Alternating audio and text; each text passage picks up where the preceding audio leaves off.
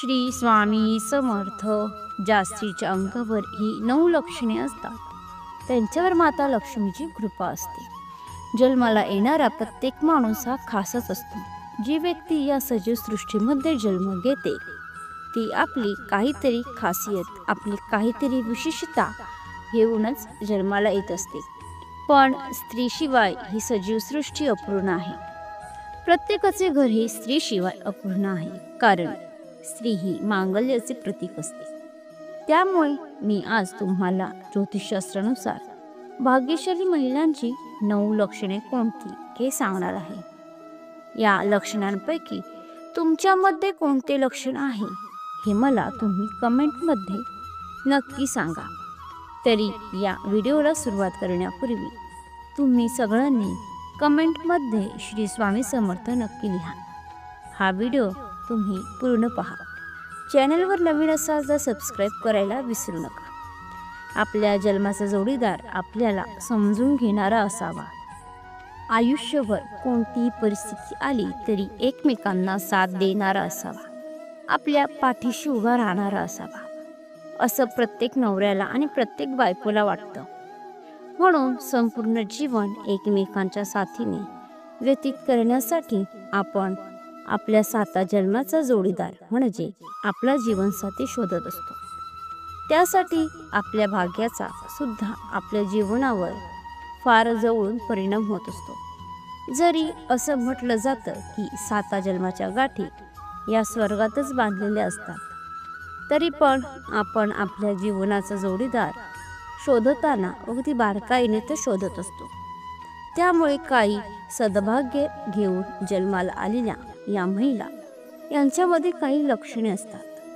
ती 9 लक्षणे कोणती आपण ती ज्योतिषशास्त्रानुसार जाणून घेणार आहोत. ज्या स्त्रियांची शरीरयष्टी शास्त्रानुसार अशा पद्धतीची असते त्या स्त्रिया भाग्यवान समजल्या जातात. यामुळे त्यांच्या कुटुंबाचे भाग्य सुद्धा उजळले जाते असे आपल्या ज्योतिषशास्त्रात सांगितले आहे.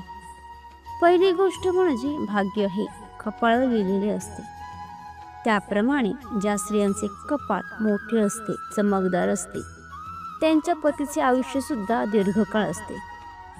तुमचं कपाळ मोठं आहे का हे मला कमेंट करून नक्की सांगा. ज्या स्त्रियांचे कपाळ मोठं असतं त्यांच्या पतीला प्रत्येक कामामध्ये यश मिळतं, आणि जेव्हा त्यांचे लग्न झालेले नसतं तेव्हा त्यांच्या आईवडिलांना सुद्धा त्यांच्या प्रत्येक कामात यश मिळत असतं. दुसरी गोष्ट म्हणजे ज्या महिलांचे पाय लांब असतात. ज्या महिलांच्या पायाची बोटं एक समान असतात म्हणजे जवळजवळ असतात. कोणतेही बोट एकसारखी नसतात पण जवळजवळ असतात. त्या त्यांच्या पतीच्या घरामध्ये धनसंपत्ती, सुख, त्याचबरोबर ऐश्वर, धनलाभ, मान, प्रतिष्ठा असं सगळं लग्न करून घरी घेऊन जातात. तर तुमच्या पायाची बोटं कशी आहेत हे मला कमेंट करून नक्की सांगा. किंवा तुमच्यामध्ये असे लक्षण आहे का हे सुद्धा मला तुम्ही कमेंटमध्ये सांगू शकता. तर ज्या महिलांच्या पायाची बोटं लांब असतात, पायाची बोटं जवळजवळ असतात म्हणजे दिसायला ती एकसारखी दिसतात, तर अशा स्त्रियांना देवी लक्ष्मीचे स्वरूप मानले जाते. यामधलं तिसरं लक्षण असं की ज्या स्त्रियांचे केस भरपूर लांबसडक आणि दाट असतात त्यांच्या पतीला अगदी प्रत्येक कामात यश मिळतं.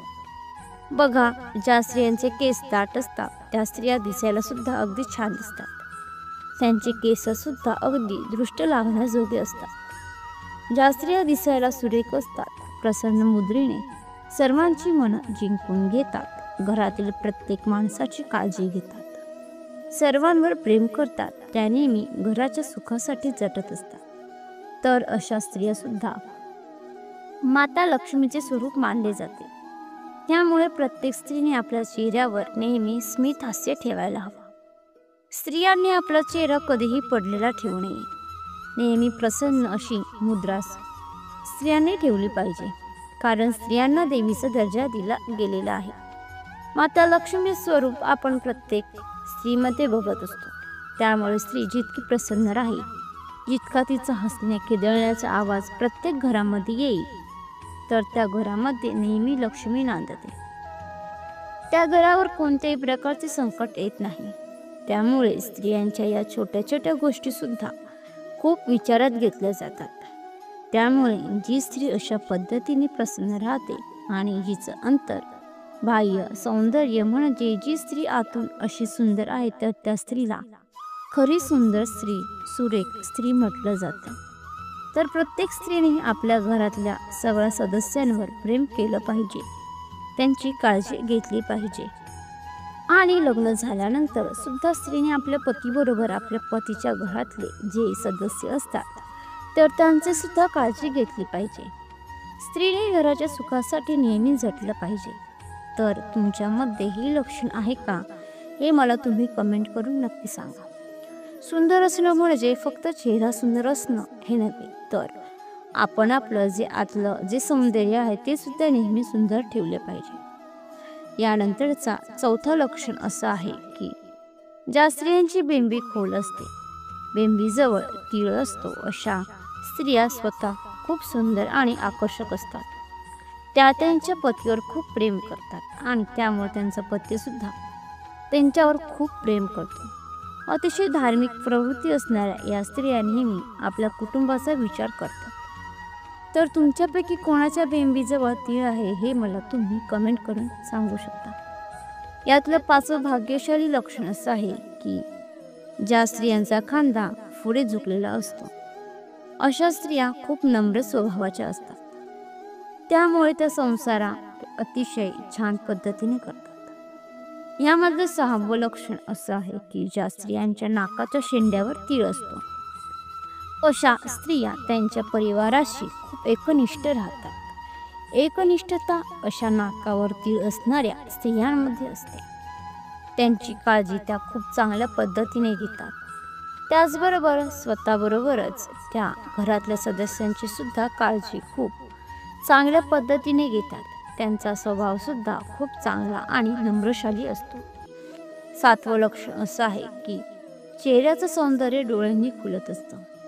त्यामुळे ज्या महिलांचे डोळे सुंदर, तेजस्वी, चमकदार मोठे असतात, अशा स्त्रिया खूप भाग्यशाली असतात.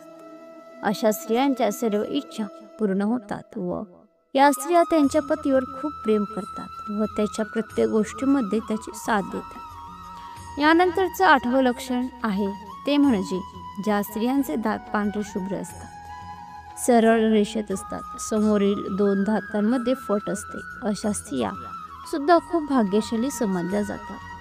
अशा स्त्रिया आपल्या संसारामध्ये खूप पटकन रमल्या जातात. शेवटचं लक्षण असं आहे की ज्या स्त्रियांची मान उंच आणि छोटी असते, म्हणजे उंच आणि बारीक असते, अशा स्त्रिया त्यांच्या क्षेत्रामध्ये खूप कार्यशील असतात.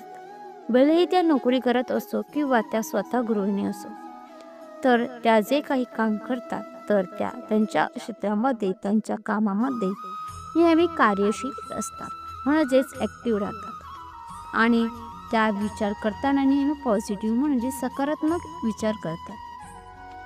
तुम्हाला ही माहिती आवडली असेल तर लाईक आणि शेअर करा. तसेच अशीच माहिती नेहमी ऐकण्यासाठी चॅनलला सबस्क्राईब नक्की करा. श्री सद्गुरू स्वामी समर्थ. धन्यवाद.